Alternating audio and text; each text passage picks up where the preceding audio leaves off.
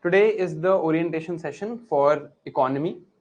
Now, in today's session is basically to tell you how we are going to study for UPSC CSE in general, and also what we are going to do in terms of economics and economy over the next 1 month. Approximately 1 month it will take for us to cover economy. What all we are going to cover, how we are going to study this subject, all of that is going to be discussed today.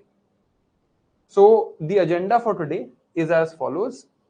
We will first understand the methodology of reading for UPSC CSE in general, not specifically with regards to economics, but generally how we are supposed to read anything for UPSC CSE. First we will understand that. Then we will see the importance of economy in UPSC CSE. What is the importance of this subject? This thing we will see. Then we will see the syllabus of prelims and mains. We will understand the role of previous year questions. We will talk about what books you have to read economy as you study with me. We will talk about how current affairs are supposed to be handled, how newspapers are to be read, etc. We'll talk about the class methodology and how you can get your doubts resolved. We will also talk about the approach to economy that we are going to take over the next 1 month. And in the end, I will tell you all the things that you can expect from me, and I will tell you some things that I expect from you. All right. So this is the entire gamut of things that we are going to discuss today in this orientation session. Now, there are two sets of people here. There are people who are preparing for 2025, and there are also some people who are preparing for 2026. However, the foundational concepts that we have to read in economics don't really change, right? So the things that we have to read for economy will not really change depending on your year. There are some basic concepts that we all must know, and those basic concepts we are going to understand here in this course. I know current affairs might be a question for you, that's why it's already written here. I will deal with all of this in detail. Now, there is a small request from my side before we start this session. I understand this might be the first class you are taking in your UPSC journey, and you are excited and you want to contribute. But the point is that it would be better if you contribute after you are aware of what I want to tell you. All right, chalo, start karte hain. First agenda for today is this: understanding the methodology for reading, the methodology of reading for UPSC CSE. Okay? The method of reading for UPSC CSE is very different, and this is not only in respect of economics. ये मैं आपको एक ऐसी चीज बता रहा हूं जो मैं which I am sure that will help you in your entire UPSC journey. So इस पार्ट के आपको अगर एक दो चीजें यहां से लिखनी है, please do write them down. ठीक है, देखो, when we normally read for an exam, right, when जो भी हमने आज तक एग्जाम्स दिए हैं, हमने कौन कौन से एग्जाम्स दिए हैं? हम we have given our exams in school, we have given our exams in college. School and college के एग्जाम में what was the one thing that was common? अगर स्कूल के एग्जाम में क्वेश्चन आता है वेयर और when was the third battle of Panipat held, तो हमें इसका एग्जैक्ट आंसर बुक में मिलता था और एग्जैक्ट आंसर ही हमसे पूछा जाता था पेपर में. Same thing happens in college. For example, in college में अगर हम हिस्ट्री पढ़ रहे हैं, maybe there will be a slightly more detailed question like what were the events of the third battle of Panipat, right? ये हमारी book में as it is लिखा होता था. जब हम descriptive answer लिखते थे, जो अब हमें मेंस में लिखना है, when we are writing descriptive answers in our college, the exact thing was written in the book and the exact thing we used to write in our paper and get the marks. But UPSC में जिस type के questions हैं, they are very different questions. UPSC ने question पूछा, there was the first battle of Panipat, the second battle of Panipat, the third battle of Panipat. ये हमें पता है, हमें इनके ईयर्स पता है, इनके इवेंट्स पता है. यूपीएससी ने क्या पूछा? Why were so many battles held in Panipat. तो इससे हमें क्या समझ आया? Why were so many battles held in Panipat. This question UPSC asked in the mains exam. तो इससे हमें क्या समझ आया? इससे हमें यह समझ आया that our reading for UPSC CSE is not the reading that we used to do in school and college. It is a very different game here. यहां पर हमें क्या करना है, we have to focus on conceptual clarity and understanding. देखो इतना syllabus है, इतने सब्जेक्ट्स हैं कि हम रट ही नहीं सकते। There is no way we can mug up these things. जितना सिलेबस टोटल है वो पूरा मग अप करना ऑलमोस्ट इम्पॉसिबल है। The focus has to be on conceptual clarity and understanding. जितनी चीजें हम लॉजिकली कनेक्ट कर लेंगे, जितना हम रैशनल रहेंगे, उतना हमारे लिए बेटर है। So this is the first takeaway I want to give you. Anytime you are reading anything for UPSC CSE and you find yourself engaging in rote learning मतलब रट्टाफिकेशन based learning, try to avoid it as much as possible. As much as possible इसलिए कह रहा हूं because of course there will be some cases where this will be unavoidable. कभी कभी तो हमें रोट लर्निंग करनी ही पड़ेगी, but most of the time the agenda of your study should be to logically and rationally study so that you can recall properly. अब इस recalling पे भी बात करते हैं। How am I suppose to recall anything, because reading is not sufficient.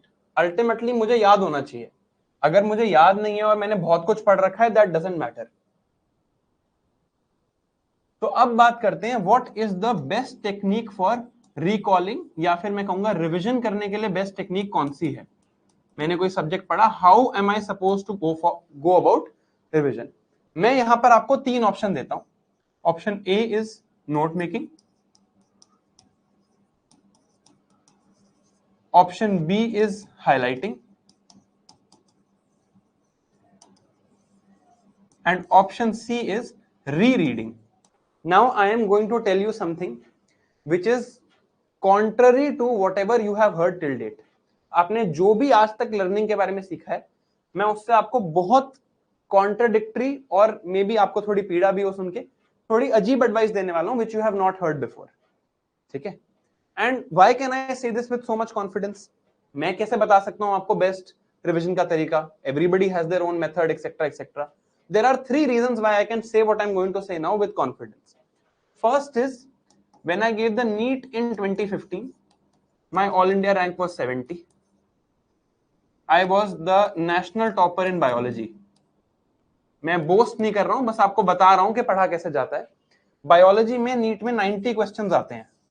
मैंने 90 में से 87 अटेम्प्ट किए थे and all 87 were correct. I did not get a single question wrong. ठीक है? Then I gave UPSC CSE and here my all India rank was 297 and this was just in my second attempt. ये बात आपको शायद पता है that I was in the Indian Revenue Service.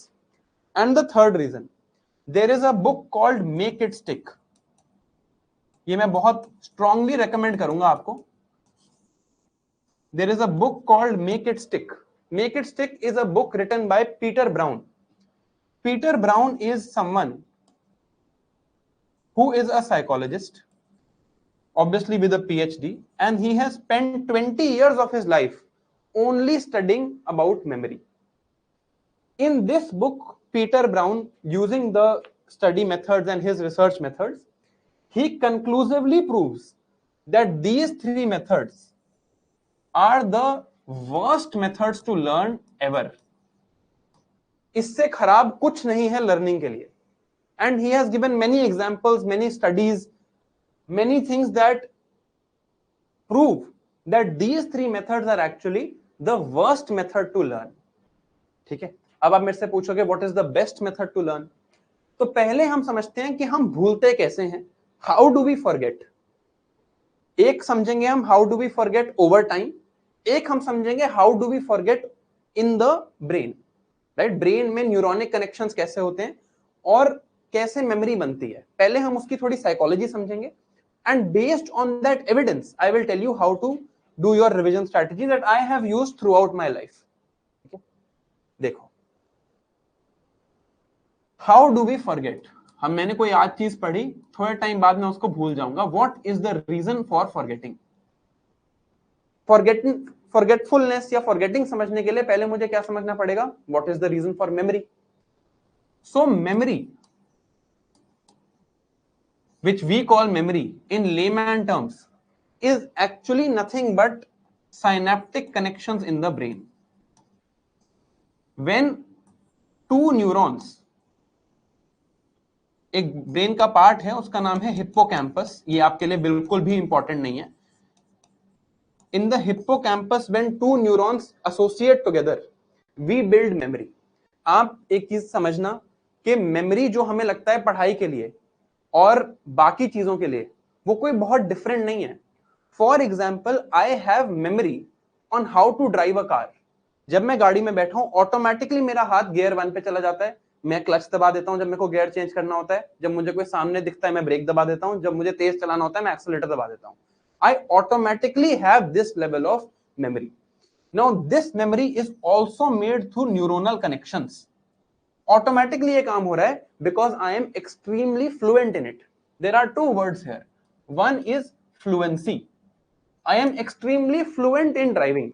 When I am driving, I don't feel, मैं actively नहीं सोचता कि अब मुझे गियर 2 से गियर 3 पे जाना है तो मैं क्लच दबाऊं फिर मैं गियर चेंज करूं, लेफ्ट हैंड से करूं या राइट हैंड से करूं। आई don't think this thing, this is actually now embedded in my brain because there is a neuronal connection in my brain. दूसरा वर्ड होता है जो हमारे साथ पढ़ाई में होता है which is familiarity. familiarity क्या होता है? familiarity होता है कि मैं आपसे पूछूं कोई क्वेश्चन, आपको उसका आंसर तो ना आए, you don't know the answer, but you are able to say sir ये मेरे को याद आ रहा है बुक में लेफ्ट साइड पे लिखा है कहीं।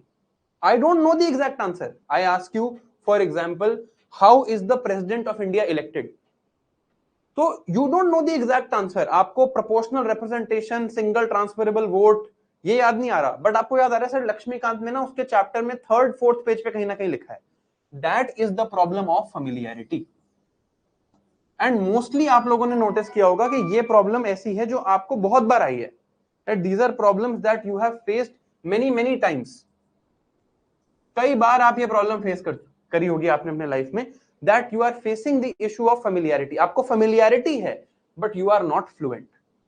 इसका रीजन क्या होता है कि जैसे मान लो मैं कुछ भी anything that I am reading, let's say I am reading fundamental rights in polity, ठीक है, I start reading article 12, then article 13, then article 14, then article 15, then article 16, then article 17. My brain will develop a sequential connection like this. कैसे connection बनाएगा मेरा brain? Article 12 के बाद 13 आता है, 13 के बाद 14 आता है। तो अगर मेरे को ऐसे रिकॉल करना होगा कि मैं आपसे पूछूं अच्छा आर्टिकल 12 बताओ, आर्टिकल 13 बताओ, आर्टिकल 14 बताओ, आर्टिकल 15 बताओ, आर्टिकल 16 बताओ, तो आपके लिए बहुत आसान होगा। But if I ask you questions, your brain has associated them like this, right?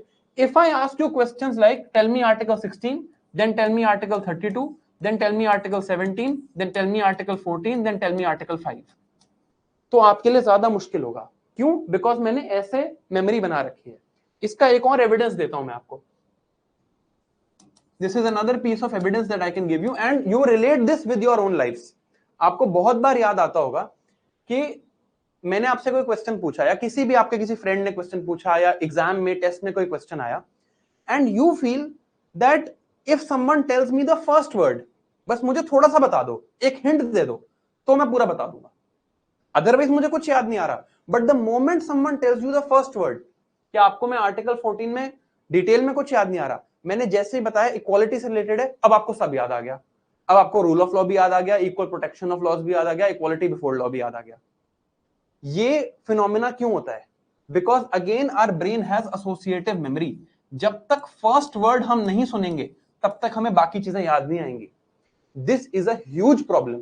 Why is this a huge problem? Because exam में ये हिंट्स एग्जिस्ट नहीं करते। These hints do not exist in the exam and this is not how questions are asked in the exam. In the exam questions are asked like this, any random way, and ये तो एक ही subject की बात है, एक ही subject में एक topic की बात है। Questions can be asked on any subject, on any topic of any subject, one after the other, sometimes even interlinking some different parts. So our method of reading cannot be like this. It cannot be कि मैंने पहला पढ़ा, दोबारा पढ़ा, फिर उसी को highlight, उसी को रीरीड, उसी ऑर्डर में दोबारा मैं पढ़ता जा रहा हूं। जो चीज हमें करनी है उसका नाम है active recall. This is the best way to make memory in the brain through neuronal connections. Neuronal connections, neurons को कनेक्ट करके best way of generating memory is active recall, and this is also something that has been proved in the book called make it stick.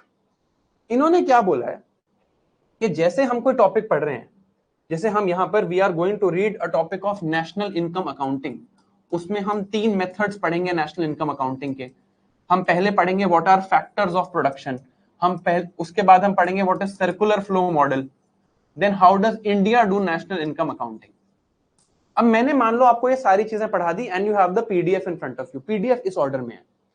तो example देके दिखाता हूं, ये हमारी class की ही PDF है ऑफ नेशनल इनकम अकाउंटिंग, हम ये आज नहीं पढ़ने वाले, इसकी टेंशन मत लेना, we will start from Monday, I am just telling you what the PDF looks like. ऐसे मैं पढ़ रहा हूं। अब ये जो टॉपिक्स मेरे हैं, it is not a good idea to remember them in the same order. तरीका क्या है कि मैं इंडेक्स खोलूं, I should open the index. Index में मैंने एक बार क्लास अटेंड कर लिया, I have taught you all of this, index में सारे पॉइंट्स लिखे होंगे।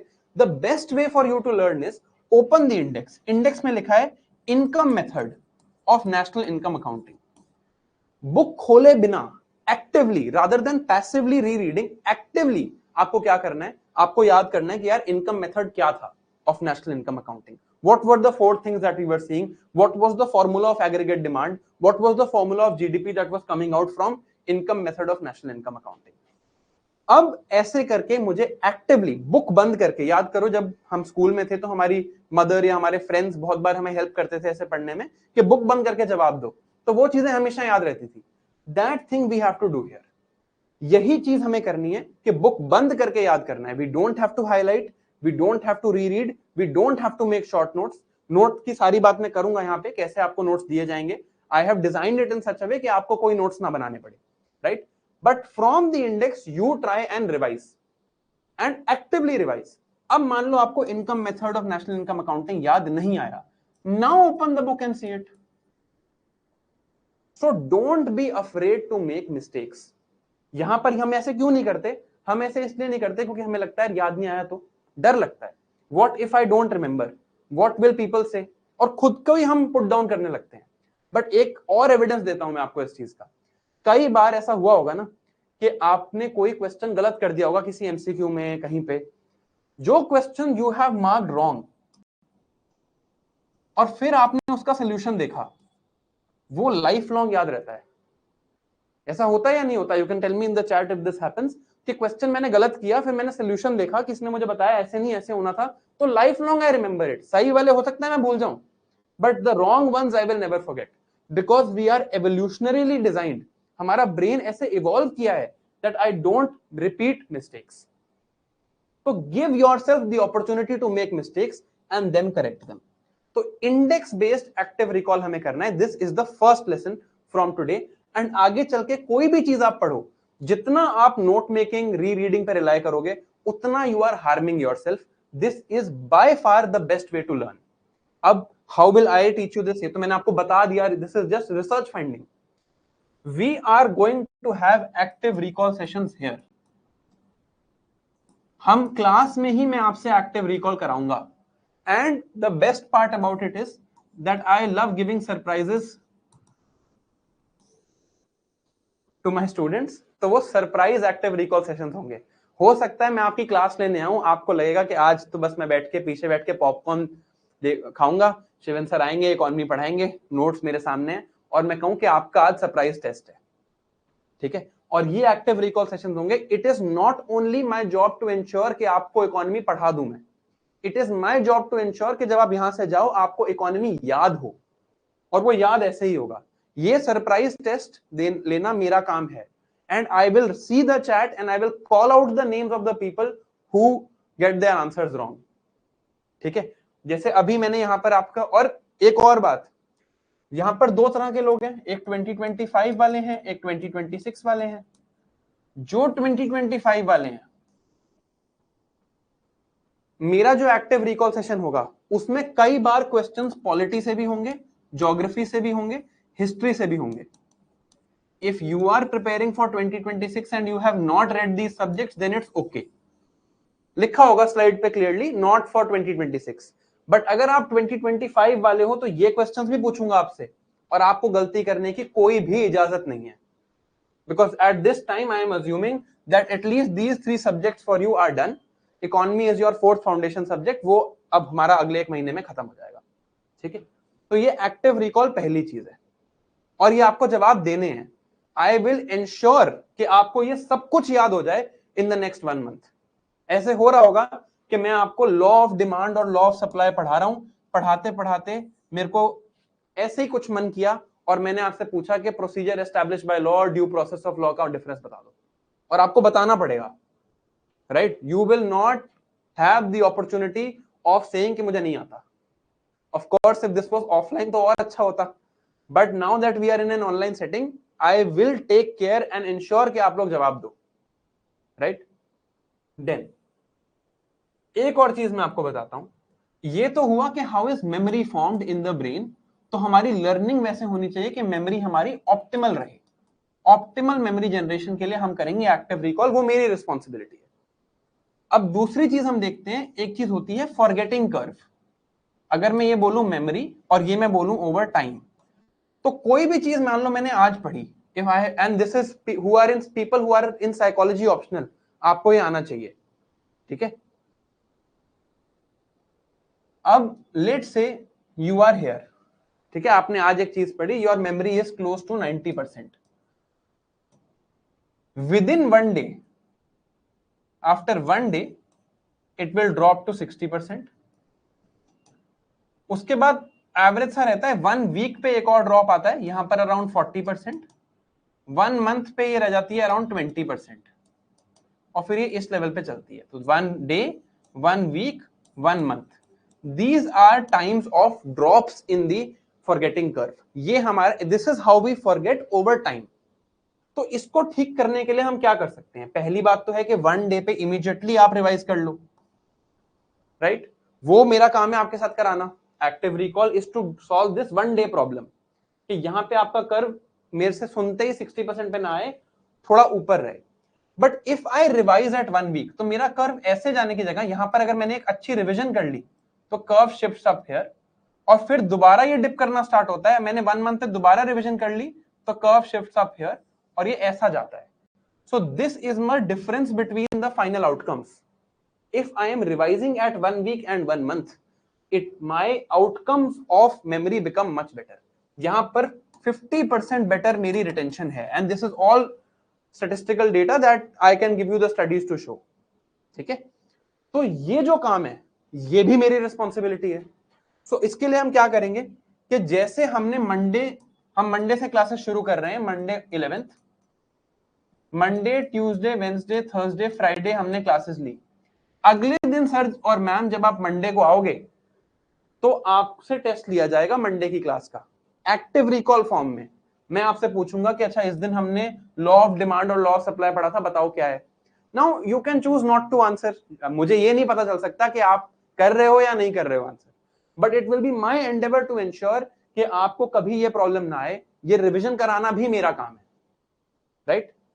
अब ये दोनों चीजें, this thing of revising after these specific time periods, 1 day, 1 week, 1 month, this is called, इसको गूगल भी करके देख सकते हो आप, spaced repetition. Spaced repetition and spaced at the time when there are dips in the forgetting curve. So spaced repetition and active recall, this is statistically, psychiatrically and psychologically proven to be the best way to learn। तो हम ये चीज करेंगे, this is what we are going to do here, active recall and spaced repetition in these time frames, ठीक है। आप थोड़ा बच के रहना, मेरे से बहुत क्वेश्चंस पूछने वाला हूं मैं आपसे, but it is my guarantee that by the time we are done आपको ये सब्जेक्ट बहुत अच्छे से आता होगा।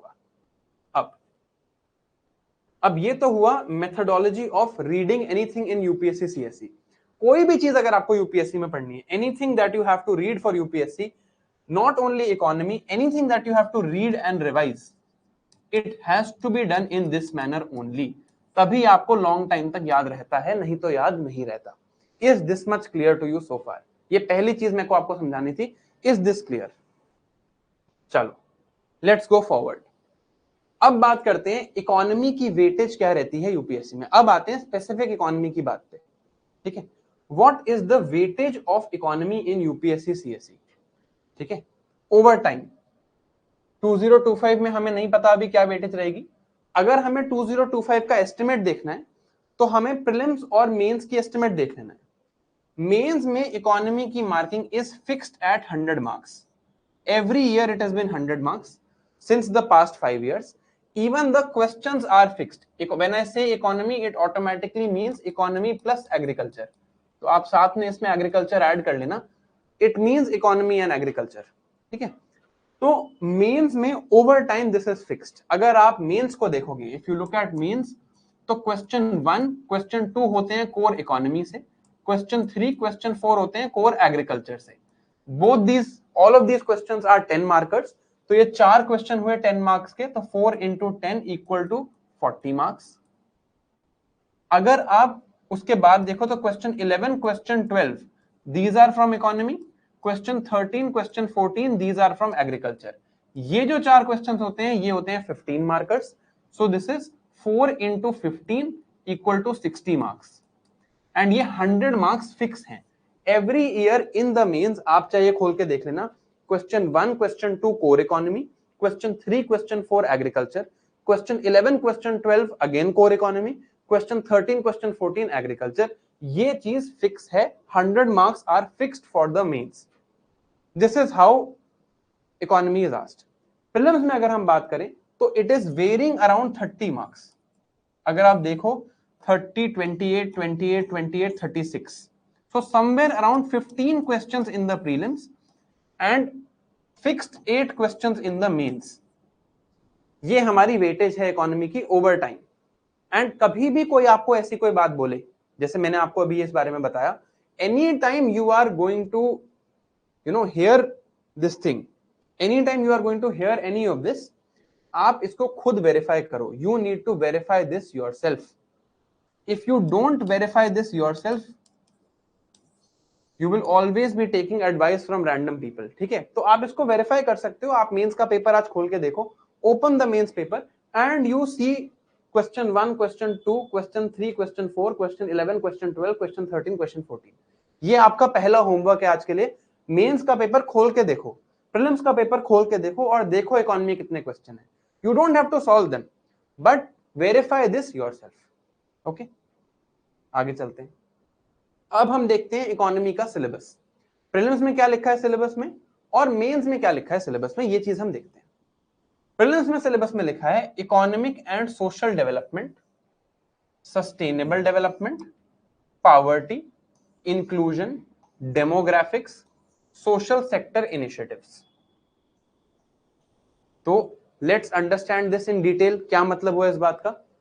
सस्टेनेबल डेवलपमेंट 1, या rather it should be economic and social development, तो economic and social development, sustainable development 2, poverty 3, inclusion 4, demographics 5 and social sector initiative 6.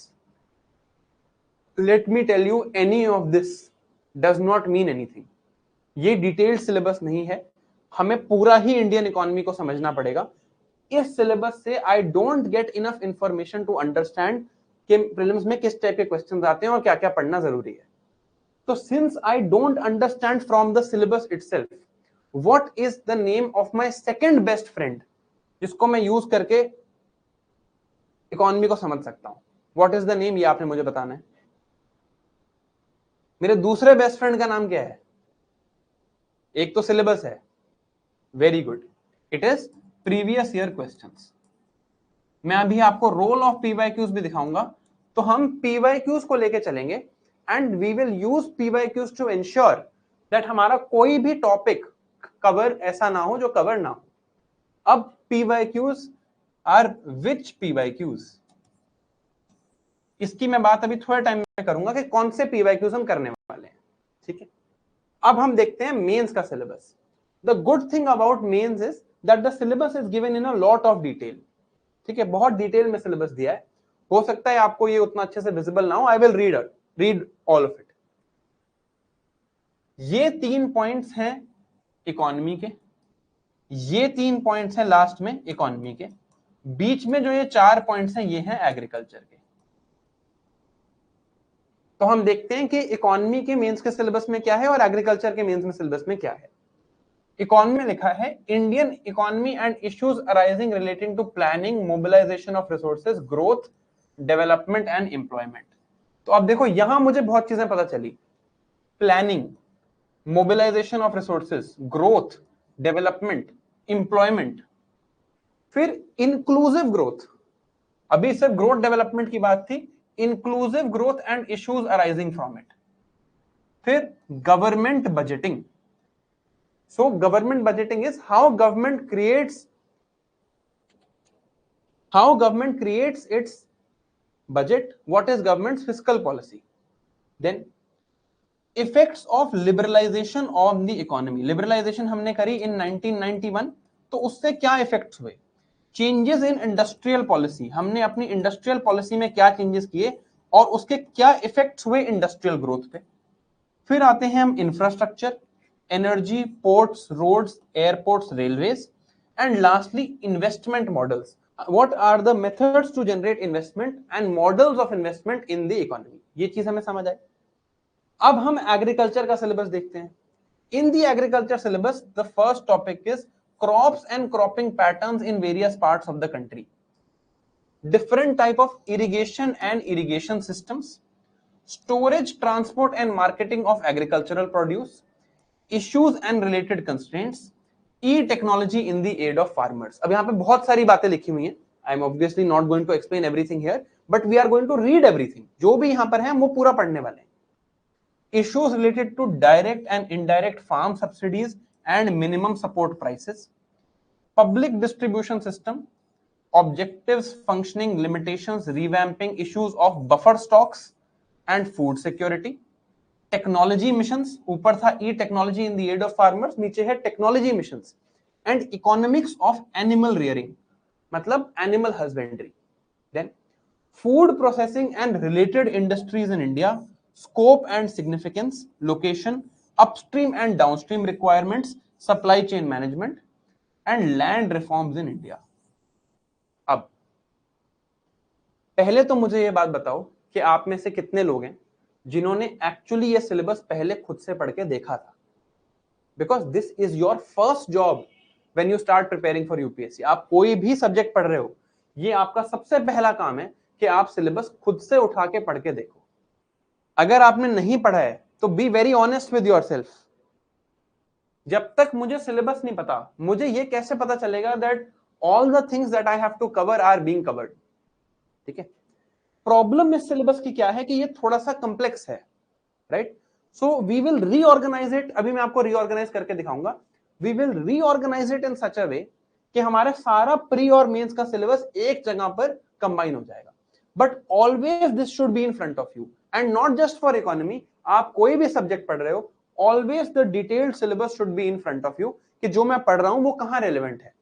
जैसे अब मैंने आपको आज ही हमने थोड़ी सी बात करी, बहुत ही कम डिटेल में, on national income accounting.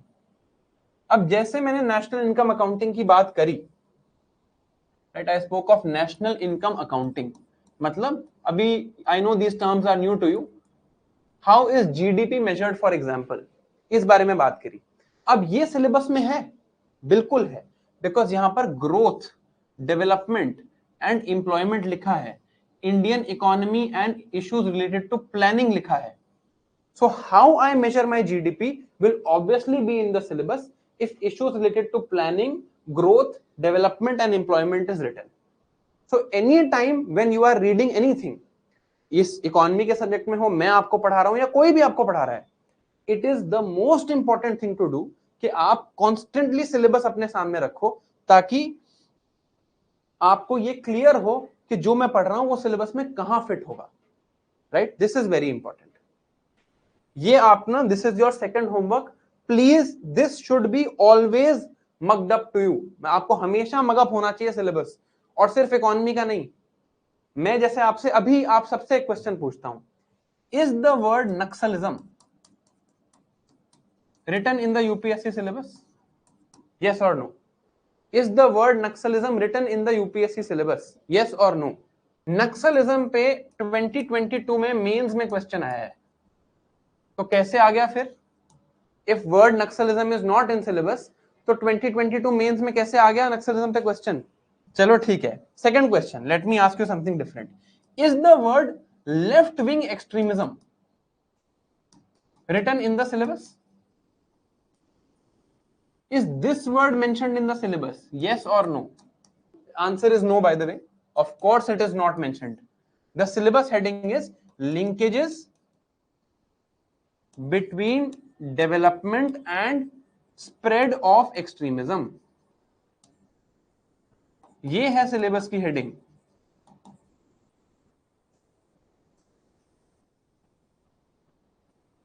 Linkages between development and spread of extremism. This is what is written in the syllabus. Left wing extremism syllabus में नहीं लिखा. इसमें हम 3 टॉपिक पढ़ते हैं, left wing extremism, North East insurgency and J&K insurgency. But this word is not written. अब चलो तुम्हें यह बात नहीं पता थी, you did not know that word left wing extremism is written in the syllabus or not. ठीक है, आपको नहीं पता था. Let's say now use some logic. UPSC syllabus is what? It is a government document. क्या government अपने खुद के डॉक्यूमेंट में कभी ये वर्ड लिखेगी? एक्सट्रीमिज्म इज, ठीक है, it's understandable, it's a phenomena, it's a normal word. Will government ever acknowledge left wing extremism in its own syllabus?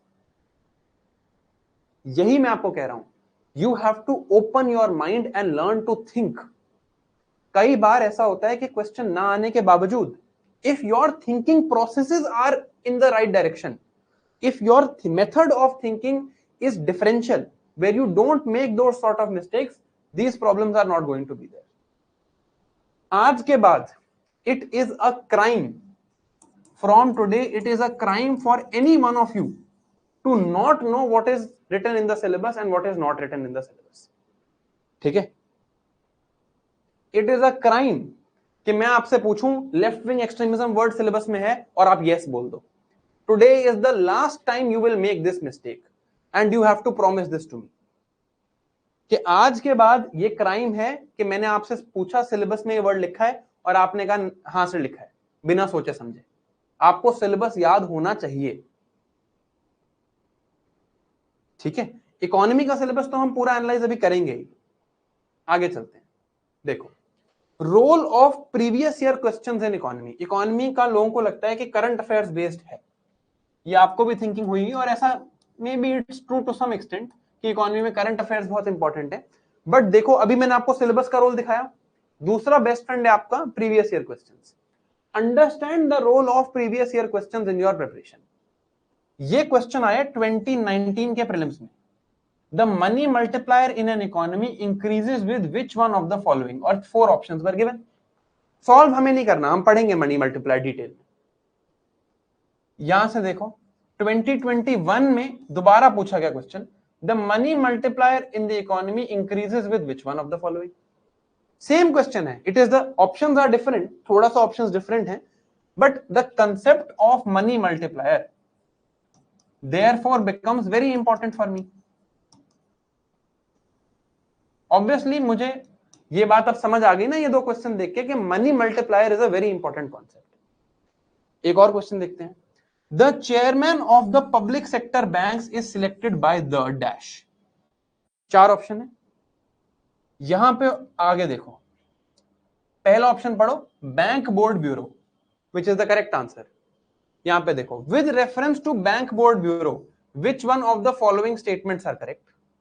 Solve नहीं करना हमें ये, but look at the role of previous year questions, 2019 के questions, 2021 के questions, and I can show you hundreds of examples of these questions. तो अब हम क्या करेंगे, ये तो मुझे समझ आया that PYQs are very important. What am I going to do now to ensure that I solve for PYQs and I give them the importance that they deserve? In this course, it is my guarantee to you that any previous year question of prelims that has been asked in from 2013 to 2024 in any UPSC examination, including civil services examination, CAPF examination, combined defense services examination, geoscientist and EPFO examination. जितने questions UPSC ने economy में बनाए हैं in all of these exams, this is the exam we are giving, but even these questions are sometimes repeated. पिछले 11 सालों में any question that has appeared in any of these exams I will solve with you live in the class. All of these questions we are going to solve live in the class. The method will be, क्या method होगा इसका? That let's say I teach you something, I taught you national income accounting for example. Now the class is over. मैं आपको let's say I taught you for 2.5 hours. Then after every class you will have a PYQ based test. PYQ based test क्या होगा? कि आपको questions मिलेंगे of the same topic that we have studied. पहले आप उनको टेस्ट फॉर्मेट में solve करोगे, then I will give you the explanation of all of them. And it is my challenge कि आप कोई भी पीवाईक्यू कंपाइलेशन कहीं से भी उठा के देख लो, no single question will be missed. We will solve all the previous year questions, ताकि ये हो ही ना कि कोई प्रीवियस ईयर क्वेश्चन में टॉपिक आया हुआ है और हमने वो किया नहीं. सो जैसे मैंने आपको एनआईए पढ़ाया, या we are going to start with micro economics. Let's say I teach you the law of demand and law of supply, then I will give you the questions as a test and you will solve the questions like a test. उससे क्या होगा, आपकी active recalling होगी, आप test से याद करके कोशिश करोगे, क्लास में ही होगी तो आपकी क्लास की अंडरस्टैंडिंग देखी जाएगी, and then I will show you the answers and explain every single one. ठीक है, तो आपको पीवाईक्यूज में कोई दिक्कत नहीं आने वाली, this is my guarantee, because role बहुत ज्यादा है एंड आपको इससे कॉन्फिडेंस भी आएगा. अगर आपने ये सारे क्वेश्चंस कर लिए, you will at least be sure that there is nothing that is missing, right? तो ये PYQs को हम सॉल्व करेंगे. अब ये PYQs का रोल सिर्फ प्रीलिम्स में नहीं है, ये PYQs का रोल मेंस में भी है. तो discuss the rational for introducing GST in India, bring out critically the reasons for delay of this roll out. GS3 में पूछा इन 2013. What was asked in GS3 in 2019? Enumerate the indirect taxes which have been subsumed in GST in India. Comment on revenue implications of GST. Rationale of introducing GST and revenue implications of GST. These are pretty much similar. GST अगर मैं लाया हूं तो कोई rational होगा, उस rational में एक इकोनॉमिक रैशनल भी होगा. वही इकोनॉमिक रैशनल 2019 में पूछ गया. 2019 में पूछा what is integrated farming system, agriculture का क्वेश्चन है. और देखो क्वेश्चन 14 है ये. Like I told you everything is verifiable. 2013 में फॉर्मेट डिफरेंट था. 2013 में 25 क्वेश्चन आते थे. If the last 5 years you will see the pattern is the same. Question 14 has always been agriculture question of 15 marks. तो 15 marker question है. Question 14 है, क्या पूछा है, what is integrated farming system, how is it helpful to small and marginal farmers in India. 2022, this is the mains in which I got selected, and ये one of the major reasons why I got selected, because question 3 भी आपको बताया था agriculture का होगा, 10 marks का होगा. ये देखो question 3 क्या है, how far is integrated farming system helpful in sustaining agricultural production. अब अगर मैं ये क्वेश्चन लिख के गया हूं, मुझे इंटीग्रेटेड फार्मिंग सिस्टम पढ़ा हुआ है मैंने, तो this question is cake walk for me. So this is also my commitment to you that anything that has been asked in PYQs in mains, जो भी मेंस के PYQs में आज तक टॉपिक्स आए हैं, हम वो टॉपिक सारे पढ़ चुके होंगे.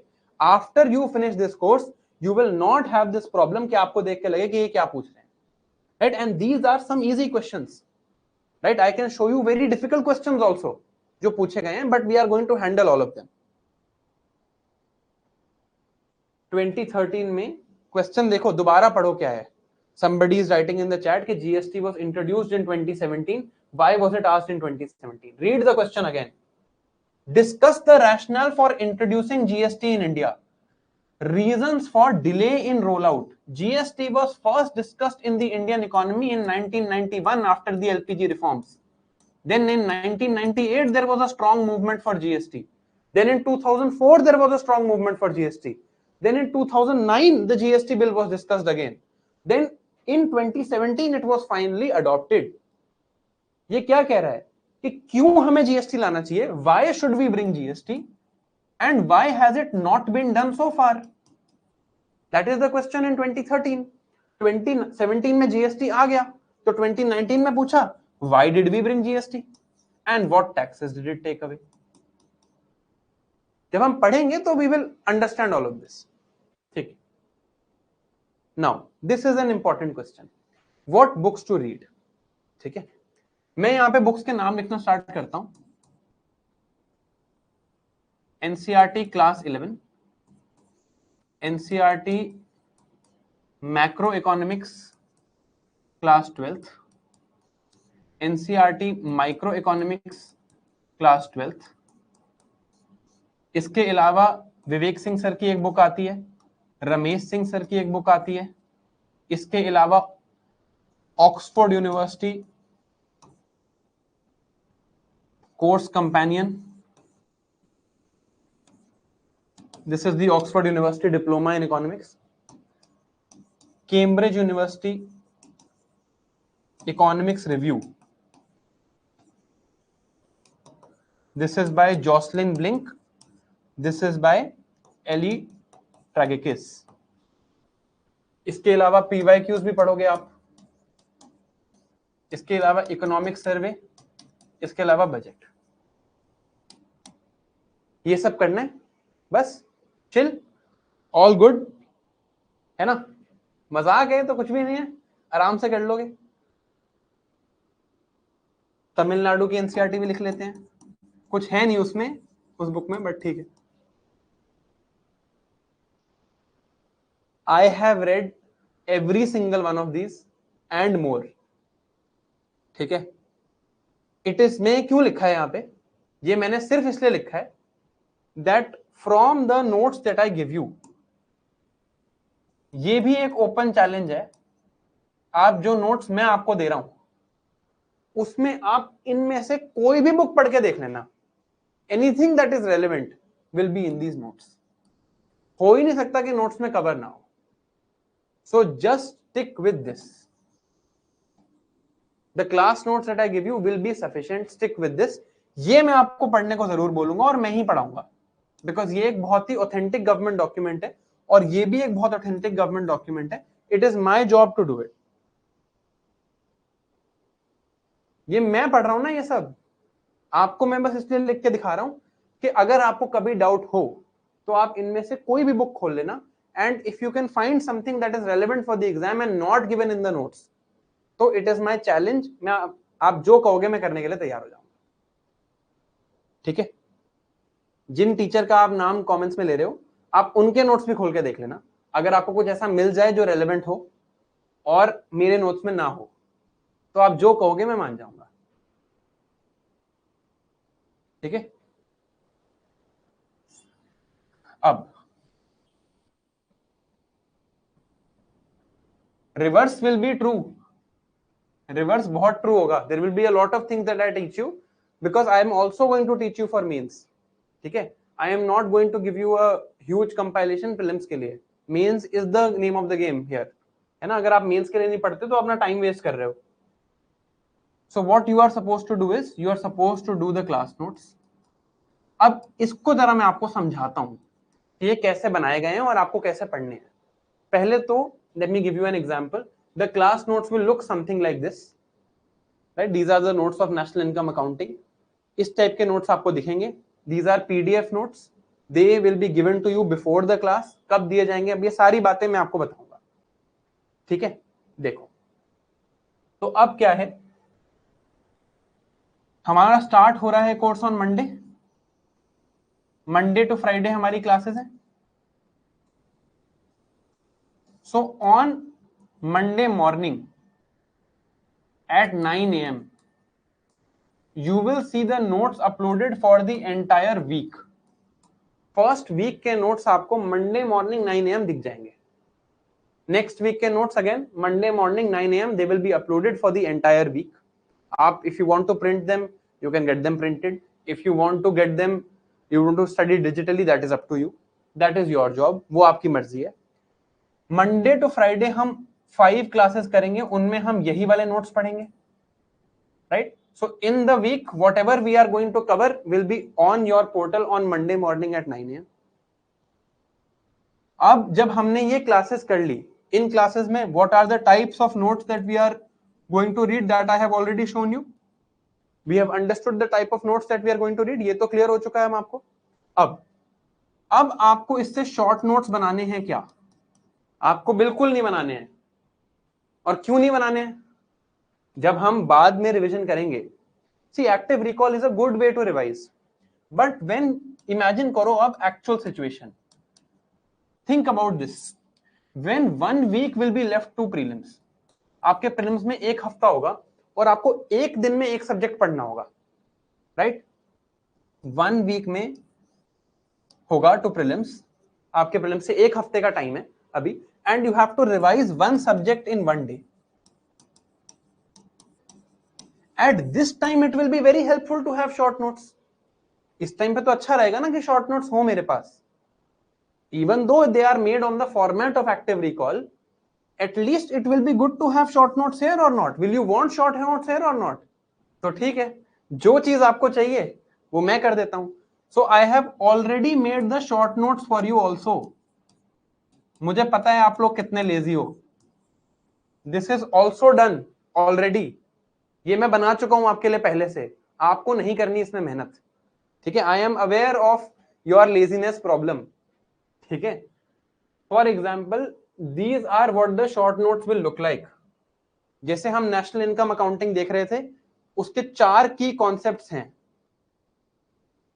फैक्टर्स ऑफ प्रोडक्शन यहां पे लिखा हुआ है, circular flow of income, markets in the circular flow, factor market and good market, and static equilibrium in the circular flow of income model. ये क्या है? 1 पेजर नोट्स हैं. ये पहले 20 पेज के नोट्स इस एक पेज पे लिखे हैं. ये आप डायरेक्टली पढ़ोगे तो आपको समझ नहीं आएगा. If you read them directly you will not understand, but मेरे पढ़ने के बाद आप ये करोगे, these are the things you need to come back to.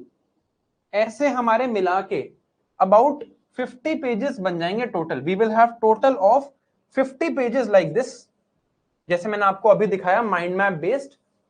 A total of 50 pages like this, and in 50 pages को आप आराम से 3 to 4 hours में रिवाइज कर लोगे, ताकि आपको प्रॉब्लम ना हो कि प्रीलिम से पहले मेरे पास ये सामने 1200 पेज पड़े हैं और अब मैं कैसे रिवाइज करूं. I know this problem you are going to face, so the solution is already here. ठीक है? This also I am going to upload. But जैसे मैं आपको कह रहा था कि ये जो क्लास नोट्स हैं ये मंडे मॉर्निंग 9 AM होंगे. The 1 pagers I will upload after every class because I don't want कि आप पहले से 1 पेजर्स पढ़ो. So मंडे क्लास हुई, मंडे शाम को उसका 1 पेजर अपलोड हो जाएगा. 1 पेजर से हम रिवाइज करेंगे. We will revise the class from the 1 pager after the class is done.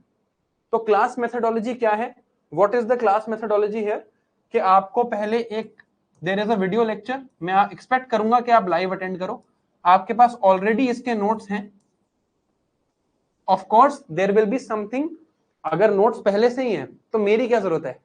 फिर तो नोट्स है ना. फिर लेक्चर में क्या होगा? लेक्चर में इन नोट्स को लॉजिकली पढ़ना सिखाया जाएगा. The logical understanding of these notes will be there, कि ये नोट्स कैसे बने, इनके पीछे लॉजिक क्या है, ताकि आपको हमेशा वो याद रहे, राइट? तो लेक्चर होगा जिनमें यही नोट्स मैं आपको पढ़ाऊंगा जो मैं दे चुका हूं. आपको वो नोट्स नहीं बनाने, आपको नोट्स सामने खोल के रखने. Logically we are going to understand them. Then what is going to happen in the class after this is done? Then you are going to have a previous year question based test. Every class is going to be like this. Every single class is going to be like this. तो मान लो हमने यहाँ पे GDP का topic पढ़ा. GDP मैंने आपको पढ़ाया, नोट से लॉजिकली समझाया. Then we have PYQ based test. Then we are going to revise from 1 pager. उस क्लास का जो 1 पेजर है उससे फिर हम दोबारा पूरी क्लास रिवाइज कर लेंगे. तो आपके फॉरगेटिंग कर्व में जो पहला डिप था दैट वाज एट 1 डे, वो काम I have taken care of.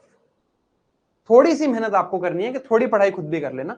जितनी मैं अपनी तरफ से जितना एफर्ट कर सकता था that I am already doing with you. We are going to do all these things in this format only. ठीक है? अब इसमें बीच में ऐसे रैंडमली कभी कभी हो सकता है आपका एक्टिव रिकॉल का टेस्ट ले लिया जाए। जो 2025 वाले बच्चे हैं उनका तो लिया ही जाएगा। It is my commitment to the 2025 students. मैंने ये पहले भी बात करी हुई है, मैंने आपको बताया था नवंबर में आपके साथ ये होने वाला है। अब आपका पॉलिटी भी हो गया है, एक्टिव रिकॉल के टेस्ट आपके तो होने ही वाले हैं।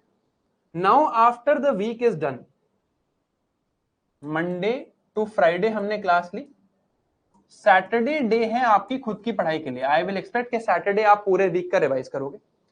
Sunday you will have a weekly test, आपका वीकली टेस्ट रहेगा संडे को। This test will be 25 MCQs based on what we have studied this week.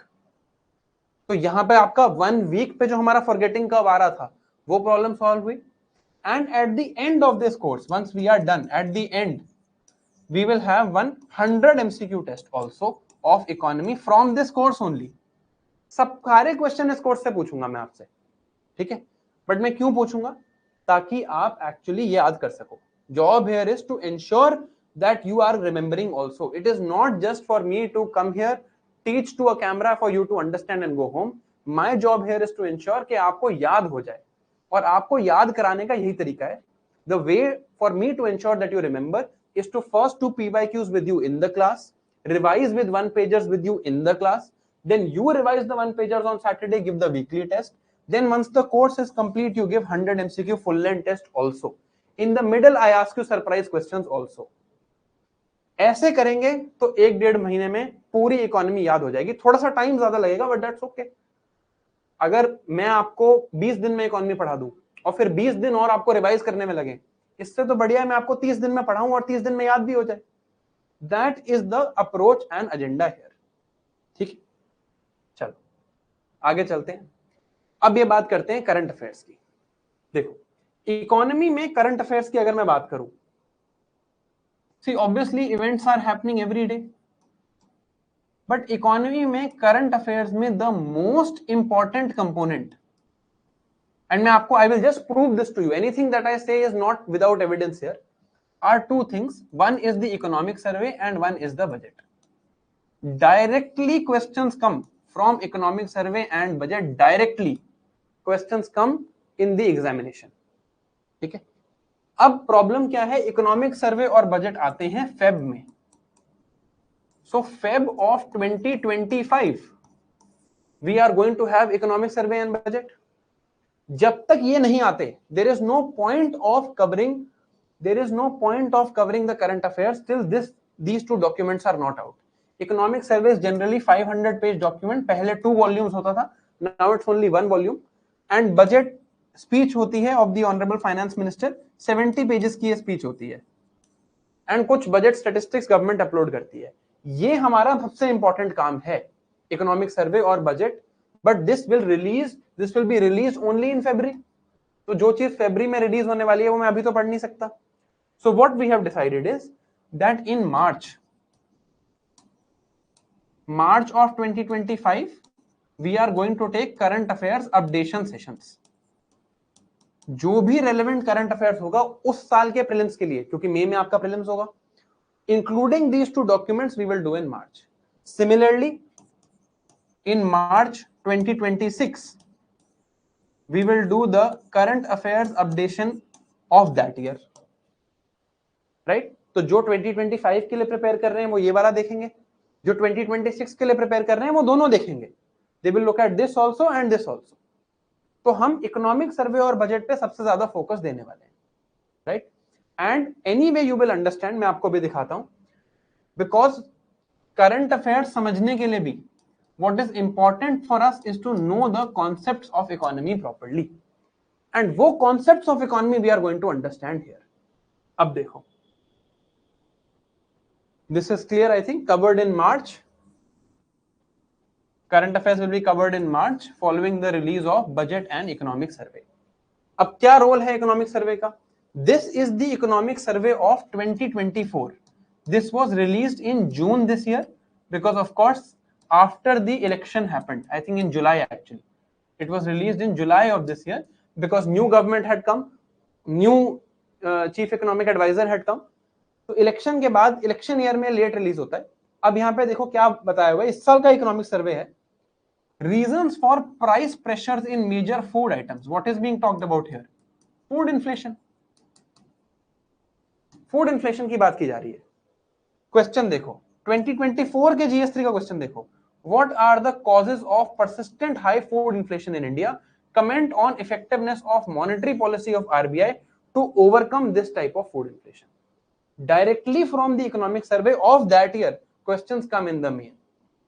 Right? जो ये करंट अफेयर्स कवर होने ये मैं ही करूंगा. I will cover these current affairs. आप मेरे से पढ़ने आए हो. I will cover these current affairs. No need to worry about it. जो मैं बात कर रहा हूं इकोनॉमी की वो मैं ही कवर करूंगा. ठीक है. अब देखो ये 2023 के क्वेश्चन था. About 3/4 of the world's cobalt, a metal required for manufacture of batteries in electric motor vehicles, is produced by which of these following countries?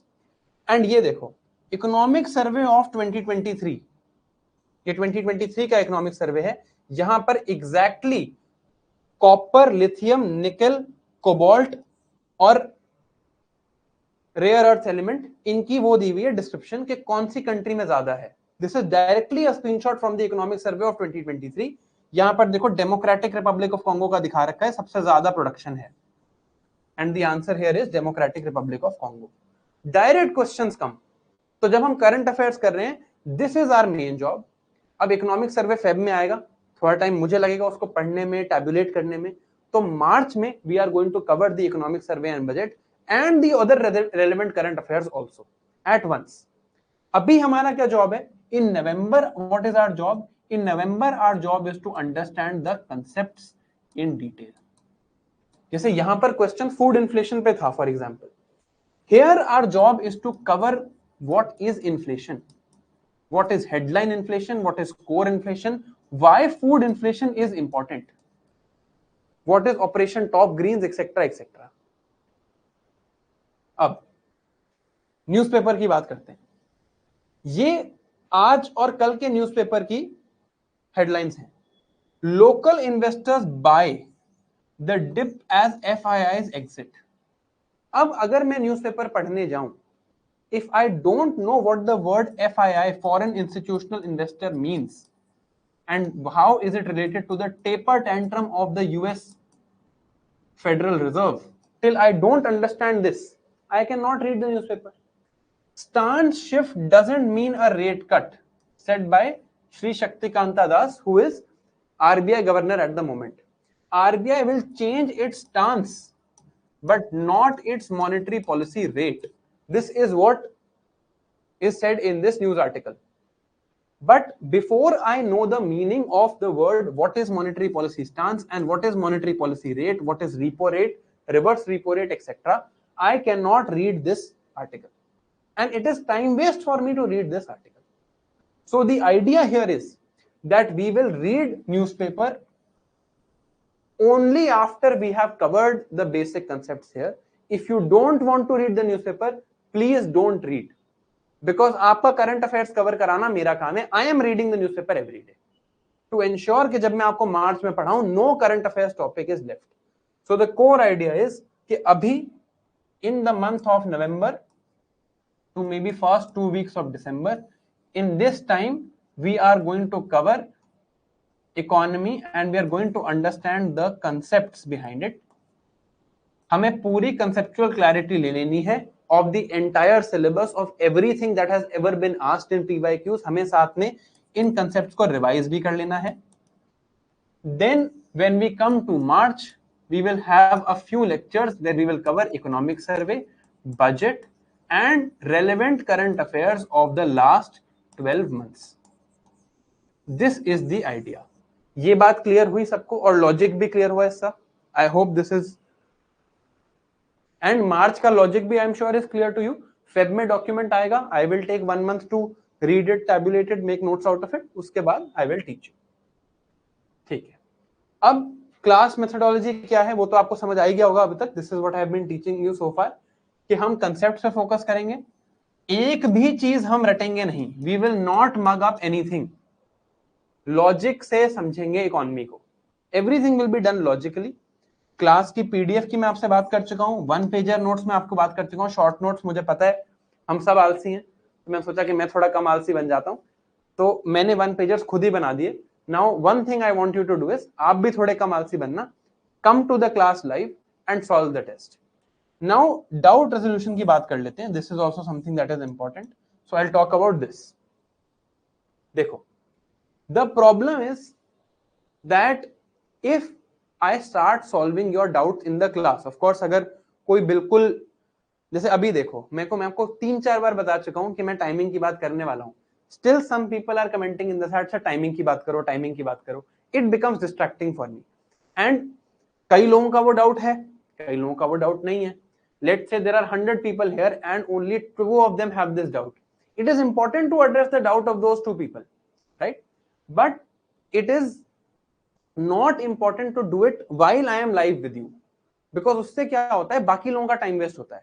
Only if there is something major that you have not understood, that we can do live in the class. ठीक है? अब आप लोगों का doubt address कैसे होगा? So this doubt resolution form for economy has been created. अभी ये अवेलेबल नहीं है. This will start from Monday, जब हमारी क्लासेस स्टार्ट होंगी. आपको जो भी डाउट्स लिखने हैं, आप इसमें लिख के आप मुझे भेज सकते हो, and I will send them back to you in an email. If I feel your doubt is so important, कि देखो 2 तरह के डाउट्स हो सकते हैं. One is that it has already been discussed in the class, then I will send an email back to you. Second is that you have asked a doubt जो class में discuss नहीं हुआ है, then in the next class I will come and discuss the doubts here. But the good thing or the idea here is कि सारे doubts मुझे एक जगह मिल जाएं, ताकि आपके ये जो डाउट्स हैं मुझे पता रहे. अगर कोई ऐसी चीज है जो मैं क्लास में ऑलरेडी पढ़ा चुका हूं, तो मैं आपको ईमेल लिख के भेज दूं. कोई ऐसी चीज है कि नहीं, इसको मेरे को लगता है जरूरी है क्लास में डिस्कस करना, तो नेक्स्ट क्लास स्टार्ट करने से पहले पिछले दिन के डाउट्स में एड्रेस कर दूंगा. But this form will be available from Monday only. This will ask for your name, your email and your doubt. ये चीजें ये आपसे पूछेगा. लेकिन जब आप ये फॉर्म भर रहे हो, मेरी आपसे एक रिक्वेस्ट है, please be specific, please be patient. आपने अगर क्वेश्चन पूछा है तो मुझे थोड़ा सा टाइम दो. सेम क्वेश्चन अगर आप बार बार पूछोगे तो मुझे it creates a problem for me and my team. And please frame your questions in grammatically correct English as far as possible, right? आप ये मत पूछो, if you have to ask in sir what is the income method to calculate GDP, or why is the income method used to calculate GDP in India. If this is your question, for example, don't ask income method he kyun. Don't write this, please. Write the proper question, because see आपको अपनी personality भी develop करनी है, आपने interview भी देना है. It doesn't matter आप मेरे से इनकम मेथड ही क्यों पूछोगे तो भी मैं सेम जवाब दूंगा. आप why is income method used in India पूछोगे तो भी मैं आपसे सेम जवाब दूंगा. But it is important for me and for you to learn to communicate properly, because ultimately if we want to be civil servants and we want to clear this examination, our framing of questions has to be good. So please frame your questions properly in grammatically correct English and keep it relevant. This Google form will become active on Monday. जब हम पहली class लेंगे हम इसको discuss करेंगे. But I am just showing you that this is the methodology so that you don't have any doubt regarding this. Right? अब आगे चलते हैं. Class timings. अब ये टाइमिंग रखी गई है और ये डेज रखे गए हैं, and there is a logic behind this. देखो, when you wake up, देखो ऐसा तो है नहीं कि आप पूरे दिन में सिर्फ ये क्लास देखोगे. I am sure you are studying other things also. When you wake up in the morning, you are at your freshest. By the evening, your brain has already done a lot of irrelevant activity, including watching YouTube, etc., etc. तो मेरा logic क्या था कि evening में जब आप यहां पर आओ, लंच के बाद, after you have your lunch here, there is generally a dip in performance. हम स्टार्ट करें अगर मॉर्निंग से पढ़ना, if I start studying let's say at 8 AM in the morning, till 12, 1, 2 I will do well. After I have my lunch at 2, 2:30, there will be a slight dip, नींद आएगी, मन नहीं करेगा, and it is very difficult to recover from that dip. So if I am graphically plotting my performance since morning, it goes like this, and after I have a lunch, there is a sharp dip. तभी lunch के बाद ये time रखा है ताकि you can use this time properly. मैं expect आपसे करूंगा that in your day, if you are taking let's say class from 4:30 to 7:30, आपका day अगर मैं plot करूं यहाँ पर, you start at 8 a.m. in the morning and you sleep at 12 at midnight. If this is what your day is, if you are studying in this first slot, this slot I want you to keep for self study, especially for the people who are in, देखो दो तरह के लोग हैं जो 2025 में exam दे रहे हैं. शुरू में मैं नहीं कहता कि आप फर्स्ट स्लॉट उसके लिए लेक्चर्स के लिए रखो. शुरू में when you start the preparation you are new, but now you have already covered a lot of things if you are preparing for 2025. So keep this first slot for self study. Then you have your lunch somewhere here around let's say 2 to 3. आप थोड़ा सा break ले सकते हो. 4:30 आप class में live आ जाओ. 4:30 to 7:30 you attend the class with me.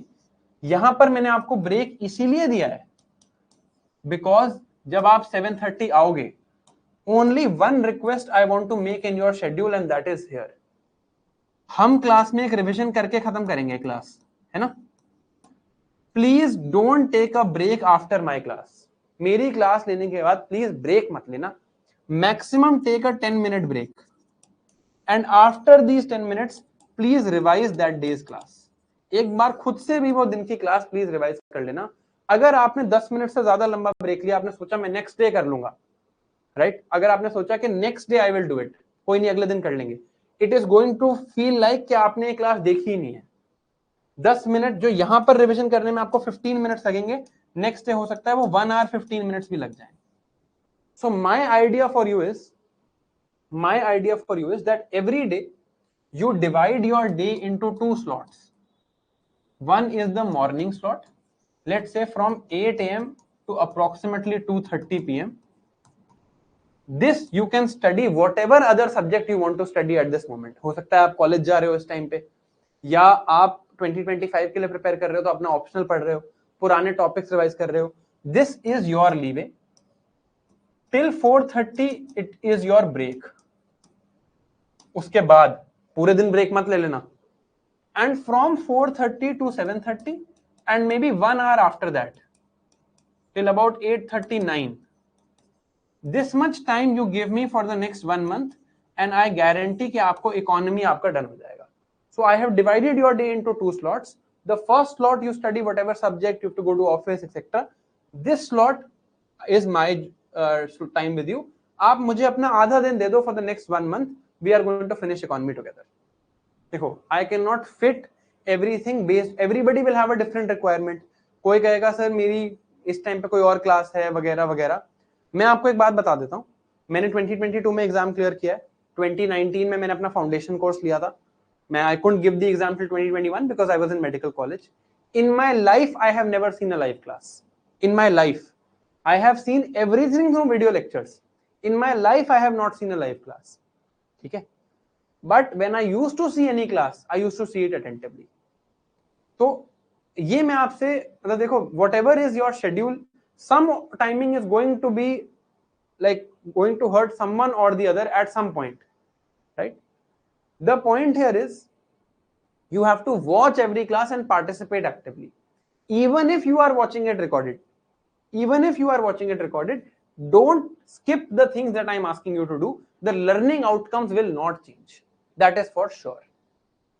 ठीक है. And anyway, this is not amenable to change. ये decide हो चुका है अब. Now, what can you expect from me? I think ये बात तो मैं कर चुका हूं कि हम पूरी इकोनॉमी एग्रीकल्चर की कंसेप्चुअल अंडरस्टैंडिंग यहाँ डेवलप करेंगे. माइंड मैप बेस्ड हमारे नोट्स होंगे और हमारे पास 1 पेजर्स होंगे. शॉर्ट नोट्स में आपका बना चुका हूं. Economic survey and budget will also be covered.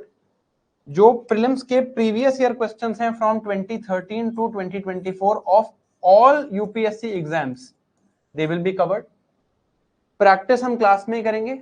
Weekly assignments हैं हमारी जिसमें we are going to do questions. I think all of this is clear. I don't think यहां पर कोई ना कोई दिक्कत होने वाली है. I have some expectations from you also.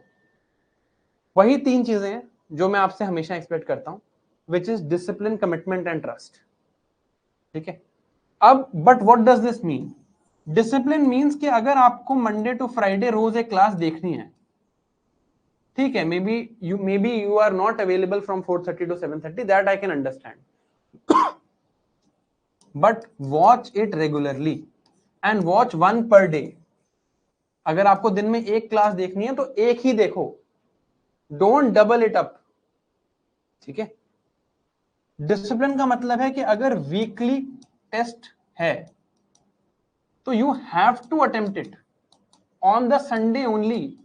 अब बाद के लिए कुछ नहीं छोड़ोगे. देखो इस जर्नी में I can tell you this for sure that if there is a delay, अगर कोई डिले हो जाता है, अगर कोई चीज बैकलॉग बन जाती है कि नहीं यार चलो नेक्स्ट टाइम कर लेंगे, it never gets covered ever. अगर मैं आज कुछ सोच लूं कि यार मैं बाद में देख लूंगा, कभी भी कवर नहीं होगा. You never make up for your backlogs in this journey ever. So don't create backlogs. What is the meaning of commitment? Commitment is to your learning process. अगर मैं आपको कह रहा हूं कि आपका होमवर्क है कि प्लीज इसको एक्टिव रिकॉल करके आना, तो फिर आप एक्टिव रिकॉल करके आओगे. You will do the active recall process if this is your homework. अगर मैं आपको कह रहा हूं कि क्लास में 5 मिनट बाद हम एक्टिव रिकॉल का टेस्ट लेंगे, तो उसे आपको you have to be committed to the process. ये नहीं कि आप खुद से अब ठीक है यार देख लेंगे. And commitment is also shown in your attendance. As far as possible please try and attend it live. अब अगर आपसे नहीं हो पा रहा है, जैसे जब मैं अपनी क्लासेस ले रहा था, मैं मेडिकल कॉलेज में था, टाइम ही नहीं होता था लाइव देखने का. If that is your situation then it's okay, but if you can please come and attend this class live. ठीक है. Trust, I don't want to explain this word, right? I am sure all of you know who I am and how I teach, and मैंने आपको अपना पूरा explanation दिया है.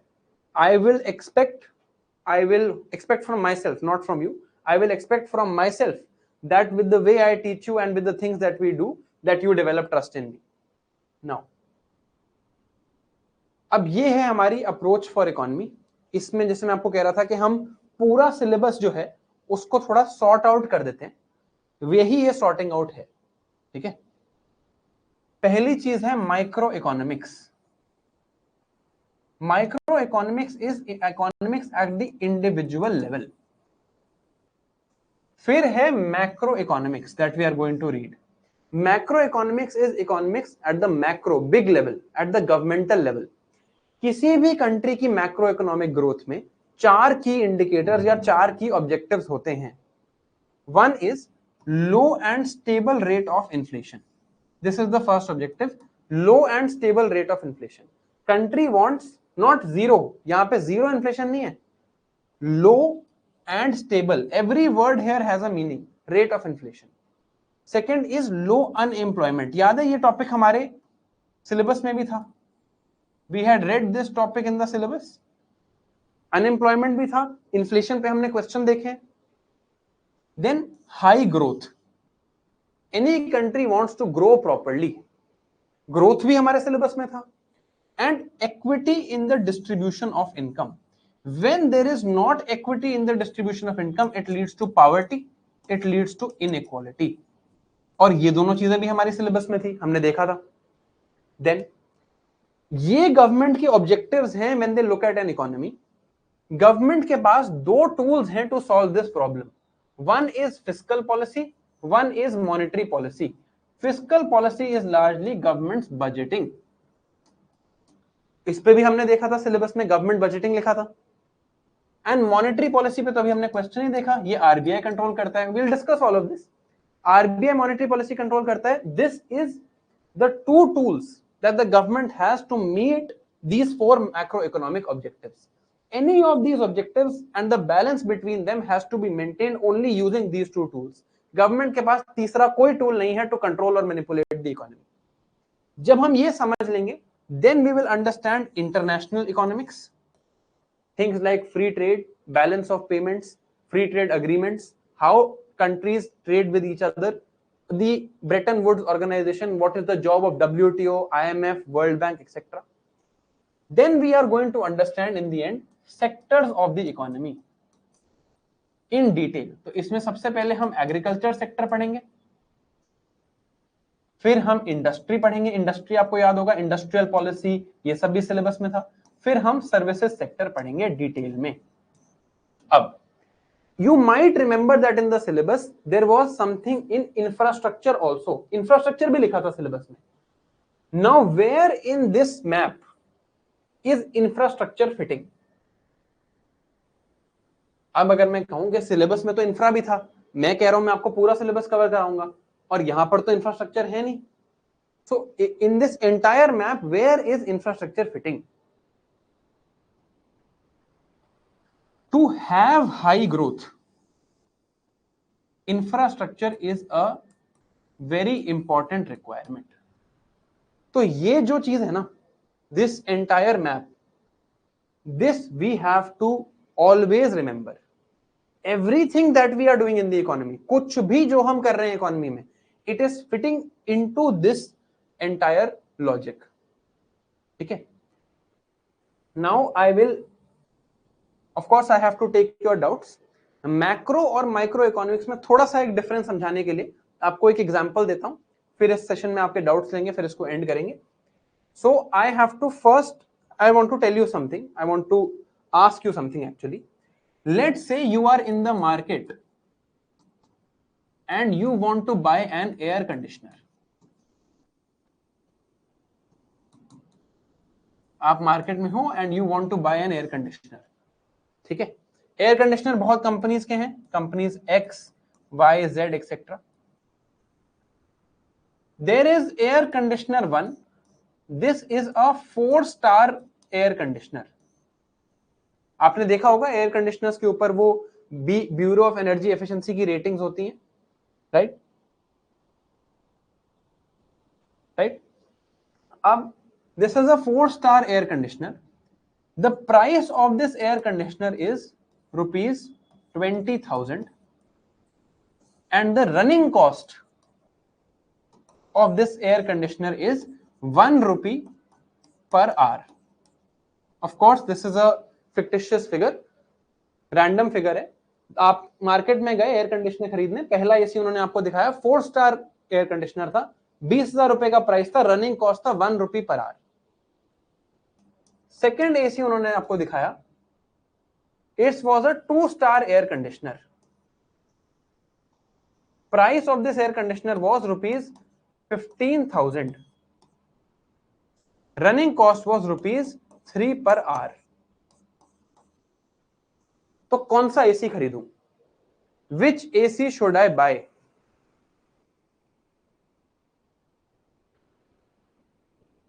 बताओ, 1 या 2?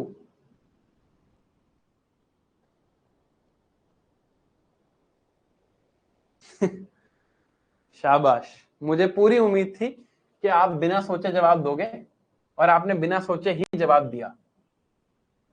How can you make this decision? ये decision आप ले कैसे सकते हो? अब रुक जाओ। What is the method to take this decision? As a customer, as a consumer, मेरी रिक्वायरमेंट क्या है? What is my requirement as a consumer?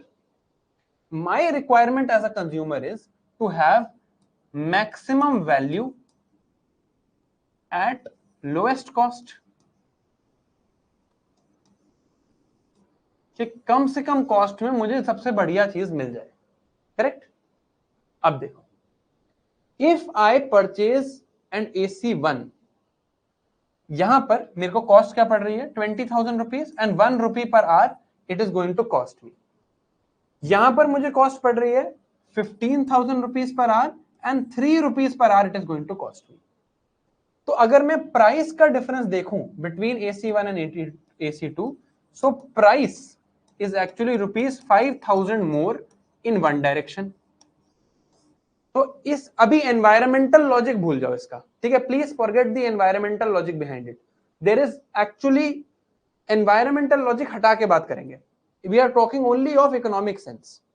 Price यहां हुआ कितना 5,000 rupees more I am going to pay for AC1, है ना. But in terms of running cost, in terms of running cost, I am going to pay for AC2 extra rupees 2 per hour. Per hour, I am going to pay rupees 2 extra if I buy the AC2. ठीक है. Now, how do I take this decision? How am I meant to take this decision? These are things that are in front of me. The process of making this decision is microeconomics, because this decision is being taken at an individual level. You are deciding for yourself, the consumer. So you will say that here, if I buy this AC, or now it depends on what? The only variable that now should make my decision is how many hours do I plan to run my AC. मैं कितने time इस AC को चलाना चाहता हूं. Because if I divide rupees 5,000 by 2, this becomes what? 2,500. If I run my AC for 2,500 hours, the cost will get recovered.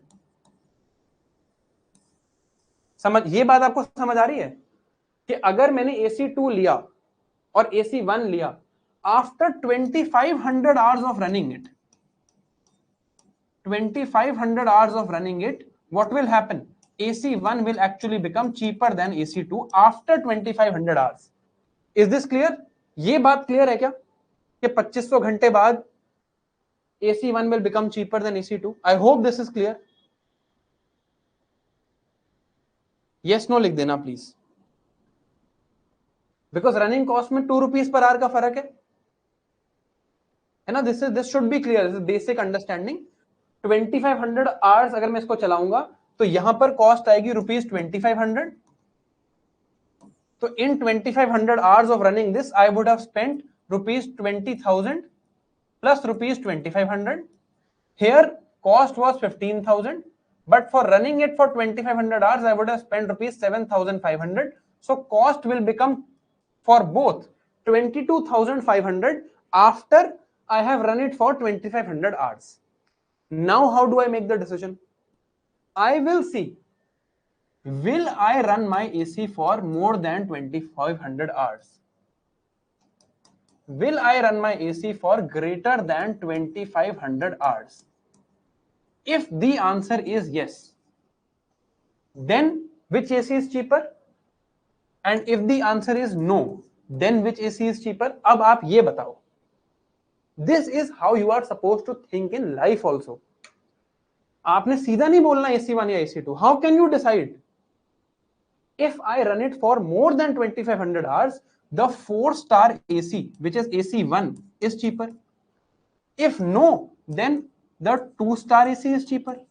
AC2 is cheaper. Now, how will I make this decision whether I am going to run it for 2,500 hours or not? क्या मैं इस AC को 2,500 घंटे चलाऊंगा या नहीं, ये decision मैं कैसे लूंगा? I will look at the AC that I have right now. मैं कहूंगा मेरे घर में पिछले 10 years से AC चेंज नहीं हुआ. 10 years into 365 days is 3,650 days. On an average, at least 1 घंटा तो रोज AC चली जाएगा. विंटर मंथ्स में नहीं चलेगा, कभी ज्यादा चलेगा.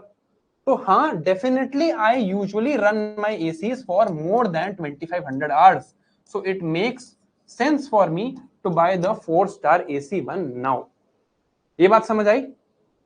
Now have you understood how this decision making is happening?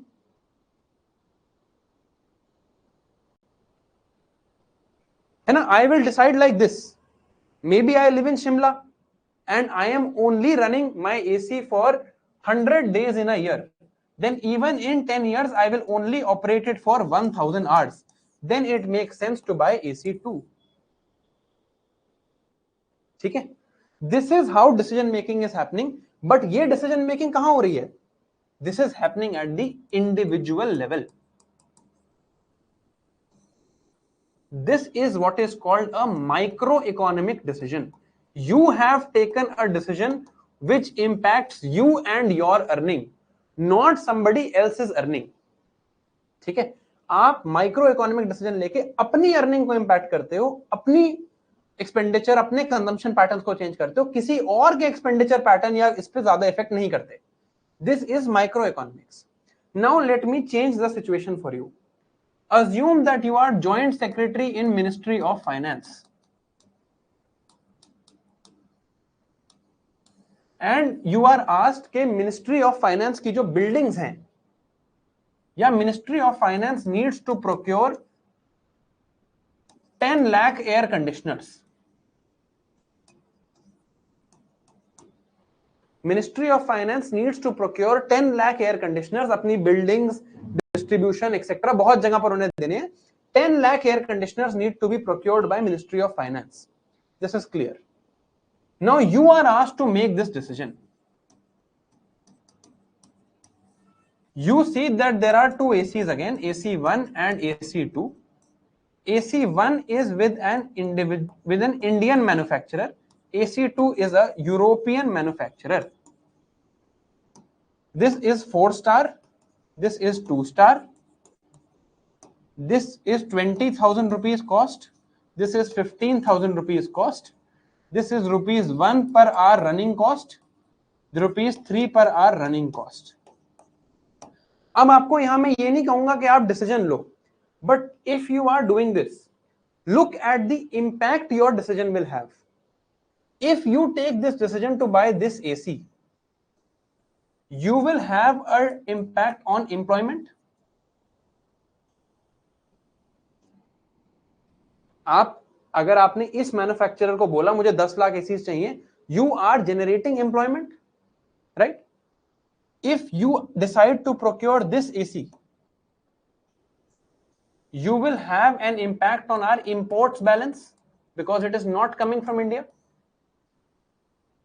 If you decide to procure this AC, AC1, you are going to spend more money right now, right? But less money over time. This is called capital expenditure. This is called revenue expenditure. Although देखेंगे हम ये चीजें, but यहाँ पे you are going to spend less money right now and more money in due time, है ना?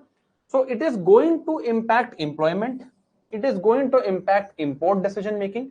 Your budgeting of the government will also get impacted. Now look at this decision.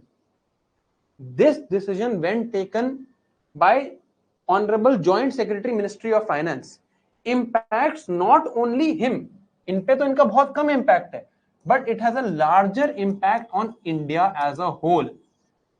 This is a macroeconomic decision. Now, when you are considering this decision, you are only caring about your income, your expenditure, how much you spend, how much you save. When you are Joint Secretary Ministry of Finance, you are going to care about the impact that it has on macroeconomic indicators. कि जब macroeconomic indicators हैं उन पे क्या impact होने वाला है of the decision that I take.